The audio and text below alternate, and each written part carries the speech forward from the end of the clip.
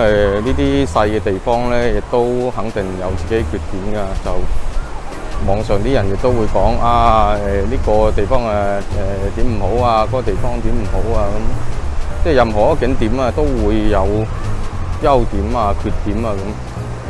但係咧，就嚟到呢景點之後咧，其實你唔好太去計較嗰啲缺點啊。咁嘅話，你就其實玩得好開心㗎啦。你睇人哋都係玩得幾開心，啲小朋友。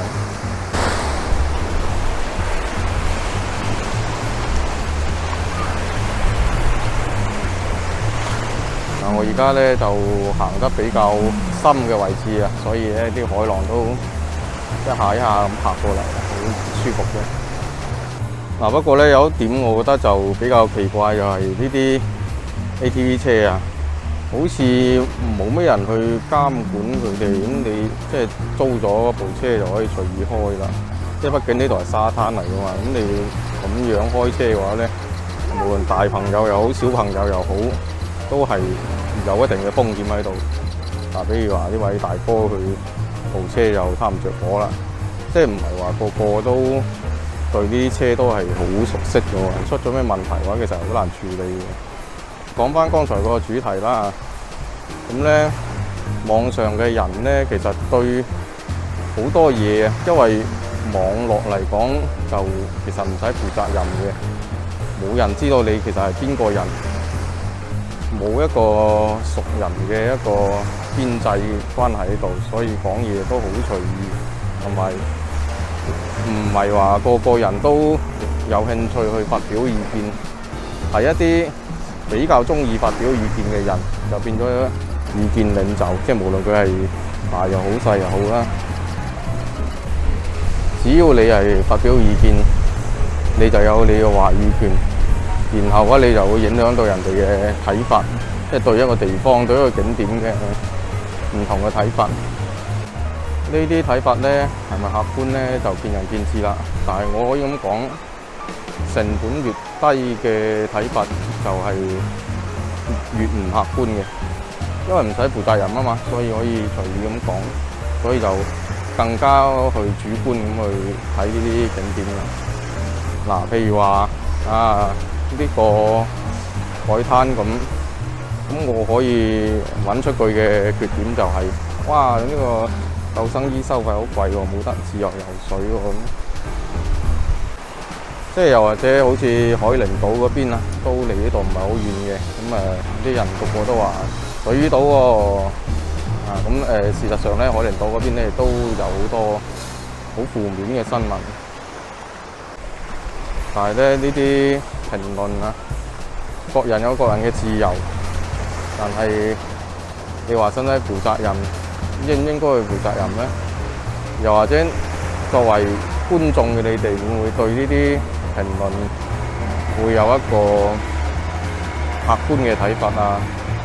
咁呢個又係見仁見智啦。就好似我拍呢條片咁啦，我係拎埋設備嚟到海灘去拍，所以我會認真去諗下我自己講嘅嘢有冇道理。但係評論區嘅人唔係喎，佢喺評論區嗰度打行字上去，然後就話呢個景點唔得啊，大家唔好過嚟啊！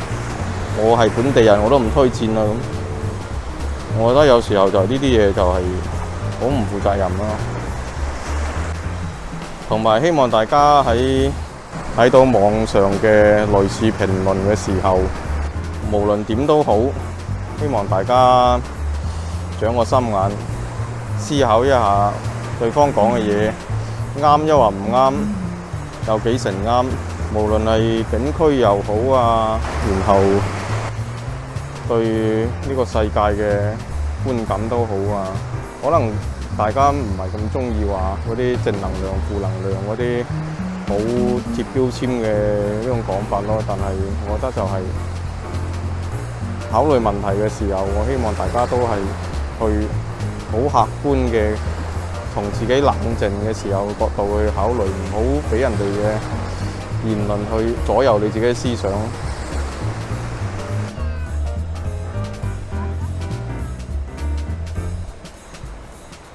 行下又行咗過嚟呢邊啦。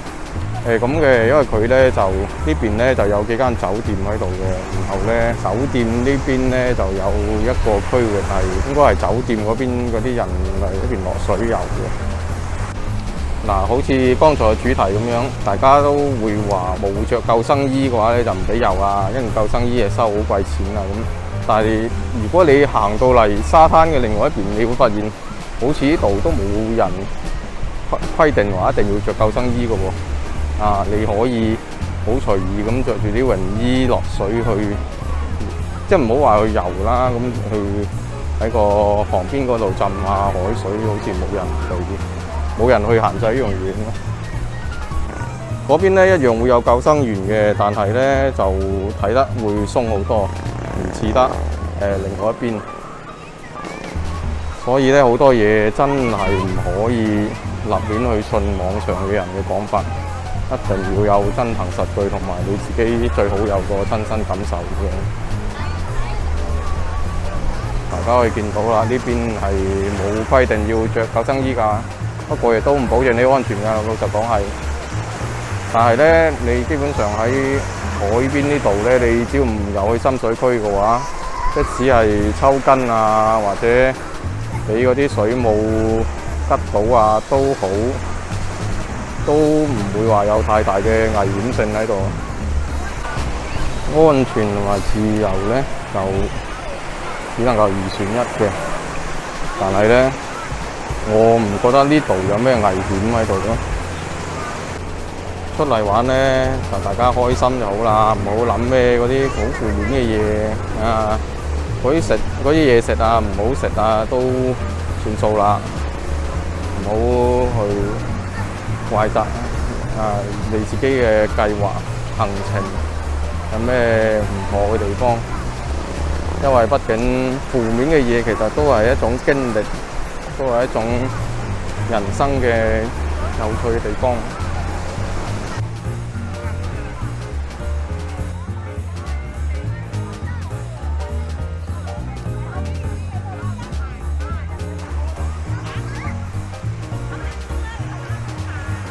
最近2期節目我都會比較沉咁去講呢啲人生大道理咁啊，咁換咗啲年輕人嘅講法就係爹味比較重啊，咁希望大家見諒下。可能到時候我會喺進度條嗰度標注一下，大家可以跳過我呢段內容啦。大家可以見到喎，嗱呢度其實就係啲民宿，一出嚟就係海灘噶咯喎，亦都因為呢個海灘係唔使收錢啊，所以就一出嚟就可以游水啦。不過呢邊啲民宿咧就相對嚟講貴些少咁咯。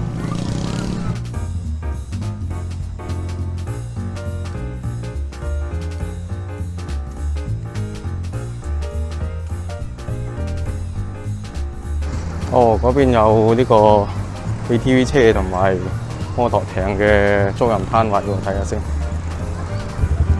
個價位咧就呢個情況嘅，咁大家可以評論區參考下啦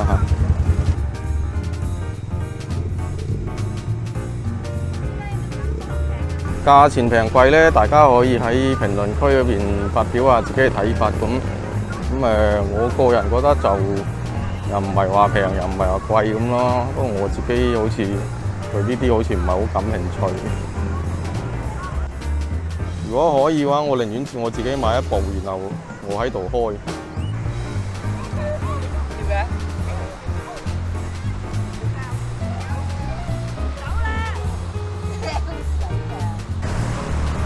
中間插一句嚇，就因為而家我仲有好幾條片喺度剪緊，恐怕呢條片同大家見面嘅時候，可能已經係半個月後啦。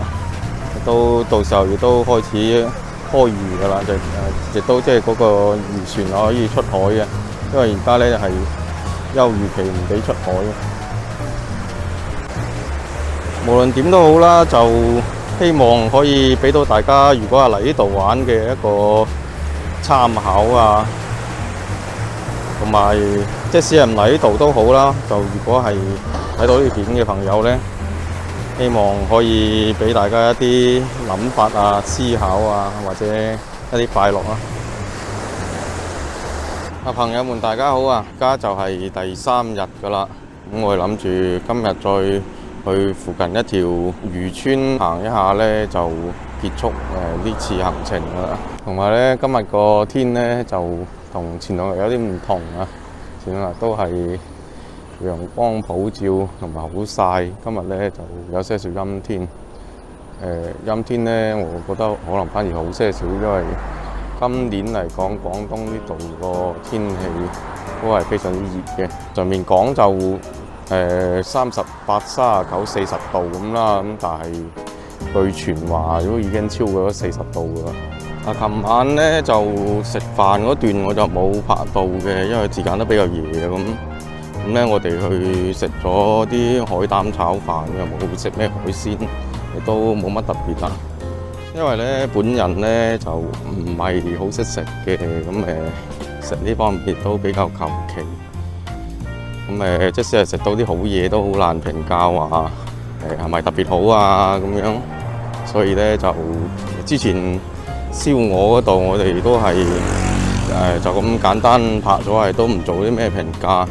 但係咧，嗰間燒鵝咧係可以嘅。咁其他嘢咧就都係當地嘅一啲特色啦。咁好唔好食見仁見智，亦都要睇具體嘅店，睇下最做得好唔好食咁。而家咧我就睇下向佢哋鎮中心就行行，睇睇有咩嘢食啊，或者睇睇個鎮中心係點嘅樣啊咁。同大家講講，因為咧今次嘅路線都係比較偏遠嘅，基本上路上嘅所有景點啊，都係配套都唔係好特別完善咁咯。即係我講唔完善咧，就唔係話冇充電嘅地方啊，冇電動車充電地方唔係嘅啦。譬如呢度馬路對面咧，就已經有一個好大嘅配充電嘅停車場噶啦。但係咧就相對嚟講咧，就好多嘢都唔係話特別完善咁，美中不足，10分就打個7分咁啦。如果大家係需要一啲比較成熟、比較完善嘅景點去參觀嘅話咧，就可能去翻上川島啊、海陵島啊嗰啲可能會十里銀灘啊嗰啲可能會比較好啲。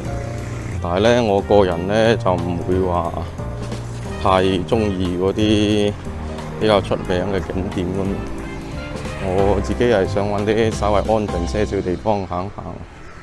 其實就無他嘅，就睇下俾大家多個選擇咁咯。嗱，大家可以見到咧，就遠處就係我哋琴日去嗰間廟喺山上嘅。呢條河咧就係出海嘅，可以見到好多漁船係停泊咗喺度嘅。而家暫時未開漁啦，所以啲漁船未出海嘅。咁停咗喺度又冇喐咁啦，暫時就係。同埋咧就河嘅嗰邊個出海口嗰度咧，就有間天后宮嘅。啲漁民咧就好興話出海之前都去拜一下媽祖娘娘嘅，要去天后宮嗰度拜一下媽祖娘娘咯，就祈求出海平安。嗱，呢座新橋嚟嘅，咁對面有一座舊橋。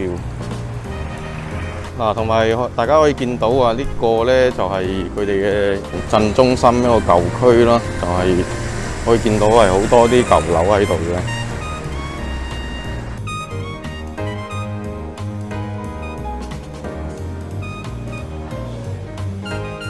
求其就揾咗一間嗰啲小食店食個早餐先，叫咗個豬腸碌啊，咁嘅樣嘅，有啲似腸粉啊。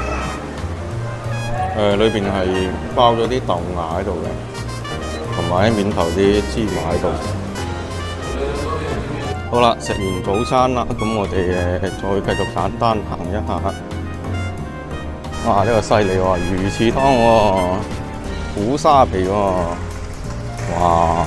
湯街晒魚翅，犀利犀利！同埋呢度旁邊好似都好多嗰啲海味店喎，不過呢條街主要都係做飲食嘅居多。有一間海味店啊，大家嚟到呢度咧，就可以嚟呢個市中心嘅街道買啲海味咯。咁至於價錢咧，我冇問啊，因為我冇乜興趣。好啦，轉咗另外一條街啦，呢度可能就係生活氣息比較多嘅一條街啦。好多為本地居民服務嘅商店啊咁啦。而家咧行下咧，又氣温又開始升翻高啦，睇佢太陽又出翻嚟。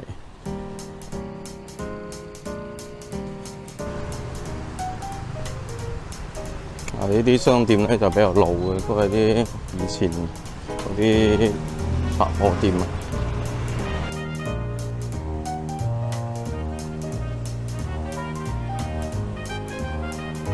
同埋而家好流行嘅簪花攝影啊，係咪咁讀咧？就呢度都有間店喺度啊。嗰靚女咧就好興話喺頭頂咧就整一個咁嘅花球喺度，咁帶住出去影下相啊咁。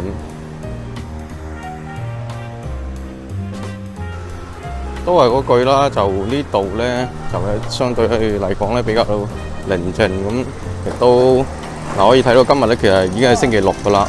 後邊嚟講可能遊客會相對會比較多一啲。咁嚟呢度行下啲舊街啊，吹下海風啊，咁幾好嘅其實。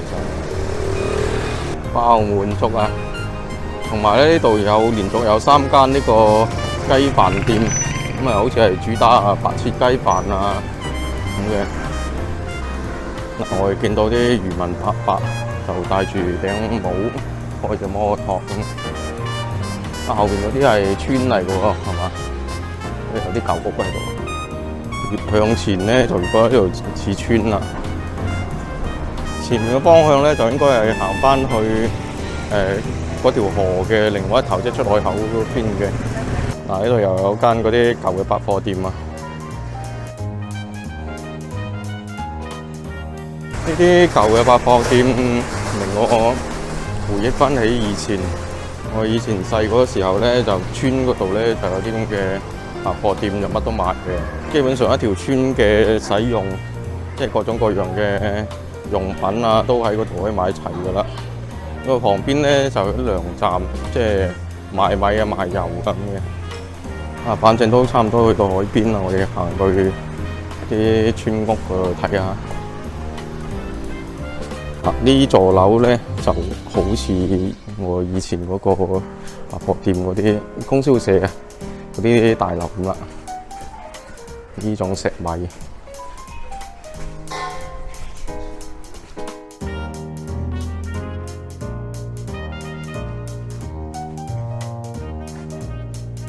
好啦，出翻嚟呢個外面啦，喺呢個入海口。嗱，呢度有塊標誌喺度，就寫到係呢個日軍侵略東平罪行及遺址。明顯咁聞到啲海風同埋海水嘅味道。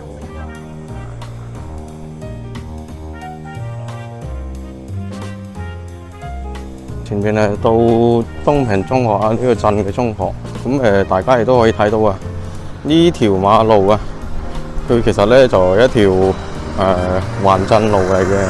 咁基本上由一條馬路將鎮上嘅幾乎係所有景點就串埋一齊咁樣啦，好有心思㗎。不過咧就遠處嗰個廟同埋沙灘嗰度，即係我哋琴日去嗰度咧就冇連埋一齊啦，因為嗰度就其實係已經係鎮外嘅地方啦。前面咧有間船廠喺度啊，到我哋就到呢個天后宮啦。天后宮好似冇開門嘅，咁我哋簡單喺外邊拍下啦。旁邊有市場，我入去睇下先。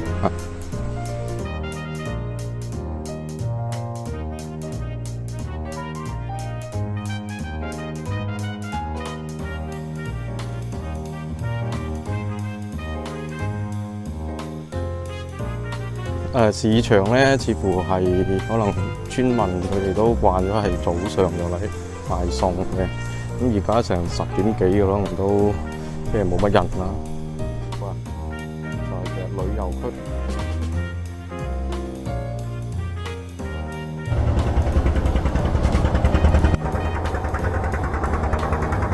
同埋咧，我哋可以見到咧，就有啲船係向出口個方向開去嘅，應該係開去船廠嗰邊做嗰啲檢修啊，就準備後面嘅出海捕魚計劃噶啦。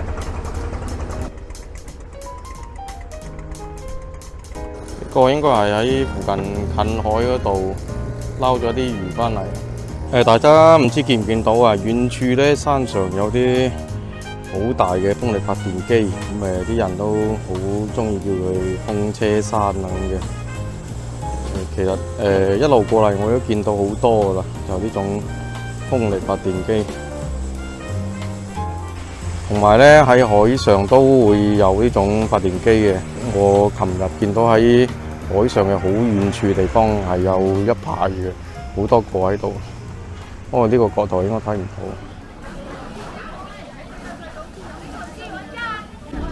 我哋而家嚟到呢個大澳古村啦，就喺東平鎮嘅旁邊嘅啫。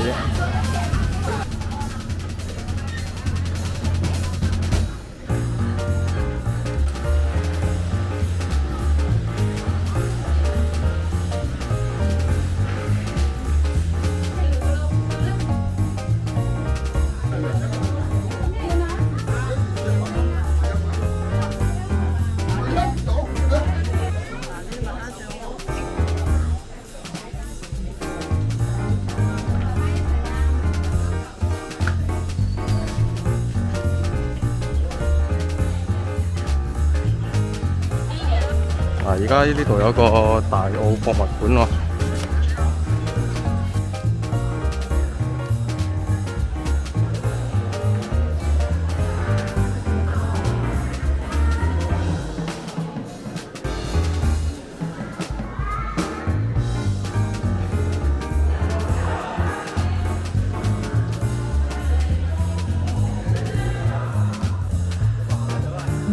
呢度有隻好大嘅魚食母龍。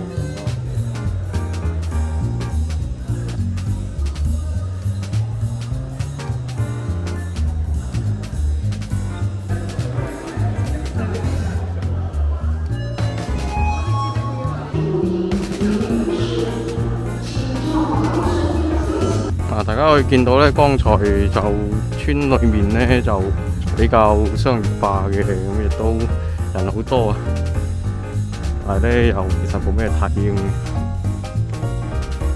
呢度有一個大澳萬人墳喎，咁應該係好多呢啲以前嘅漁民啊、海盜啊，咁喺度葬身喺度，咁葬喺度嘅。上到嚟啦，呢度反而係冇乜遊客過嚟喎。萬人公義塚啊！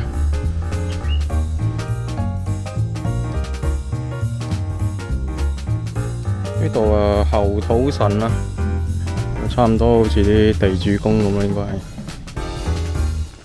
後邊有條路一直上山嘅，同埋咧後面咧就係陽江核電站。其實呢座山背後，陽江核電站或者係唐山核電站咧，就係我哋廣東呢邊嘅第二座嘅核電站嚟嘅。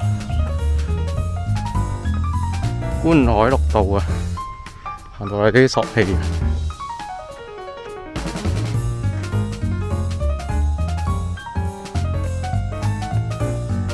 呢度啲草都生滿晒成路啦，應該嚟講就99.9%嘅遊人都唔會喺呢邊。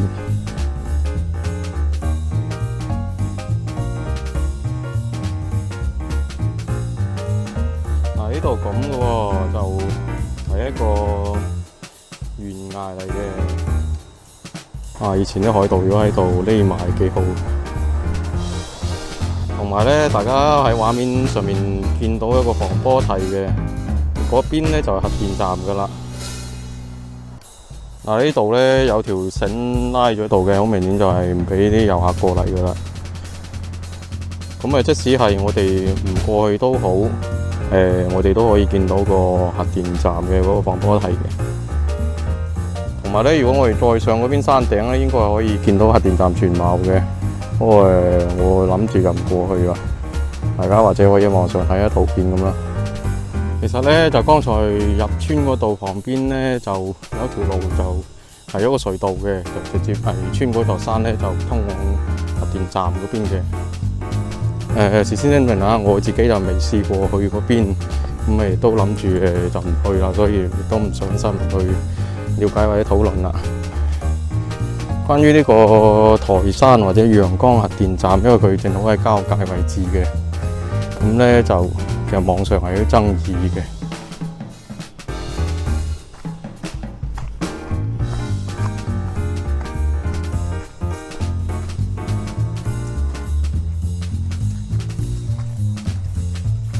呢度有一條小路可以轉入去樹叢裏面喎，唔知去邊度？似乎都係通過懸崖邊嗰度喎。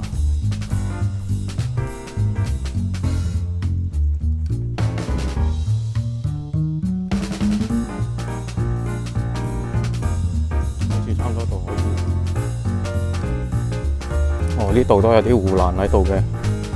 喺剛才嗰個懸崖嘅應該係另外一邊。嗱，喺呢個位置咧就可以更加清楚咁見到核電站一部分嘅建築啦。咁嗰邊嗰個高嘅建築唔知係咪核反應堆咧，即係遠處高嗰個建築啊。呢度個景色真係幾靚嘅。不過咧，由於呢度咧就係並冇呢個正式嘅路嘅，都係啲泥路嚟嘅，咁唔建議大家行過呢邊啦，風險自擔啊，都係嗰句。同埋對面咧，好明顯有個打卡，前面咧應該係仲有啲位置，如果係影相嘅話咧，應該更加適合嘅。咁但係咧，我自己亦都冇咩動力過去。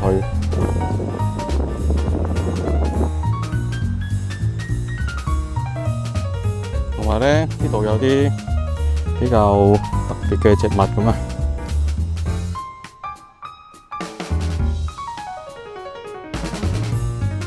好啦，咁又出返嚟呢個大路呢度啦。嗱，我相信啊，觀海綠道嘅左手邊啊，即係呢條唔係觀海綠道嚟嘅。咁應該係可以上去再更加高嘅位置，同埋可以睇到核電站嘅。觀海綠道喺右手邊嘅。咁咧是否上去咧就你哋自己諗啦。風險自擔啦，因為我唔知俾唔俾上去㗎。我而家咧就返程落山㗎啦，咁亦都準備離開嘅。臨結束之前咧就繼續講講剛才講嗰個爭議啊。大家唔知唔知道啦，就中國呢邊嘅核廢水嘅排放標準其實係比起外國，即係例如話比日本啊，係要低好多嘅。其實咧，我哋喺度呢2年喺度擔心嘅所謂之日本核廢水排放同埋核輻射嘅問題啊，即係其實你唔使擔心得咁遠，淨係諗我哋周圍就知道。同埋咧，我哋身後嘅呢個核電站咧，其實上得幾年咧就曾經係有條新聞嘅，咁咧就負責做呢個核電站嘅頂蓋嘅嗰個法國公司咧，就向外通報，就話佢哋個頂蓋嘅設計係有些少問題嘅，所以咧呢個核電站本身咧係存在一定嘅洩漏風險嘅。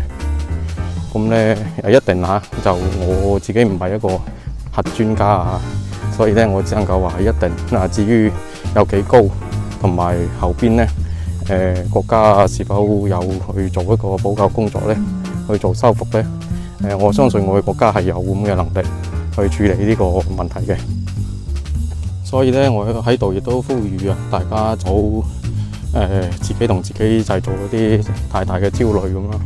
即係與其擔心食壽司食到核輻射嘅魚類，你不如擔心話你聽日會失業嗰個。呢度有啲民宿喺度嘅喎，不過咧好似冇人租咁。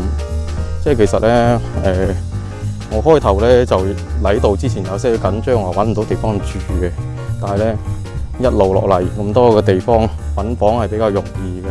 好啦，呢期節目就我哋就正式結束啦，我哋嘅3日2夜之旅啊，咁大家下期見啦。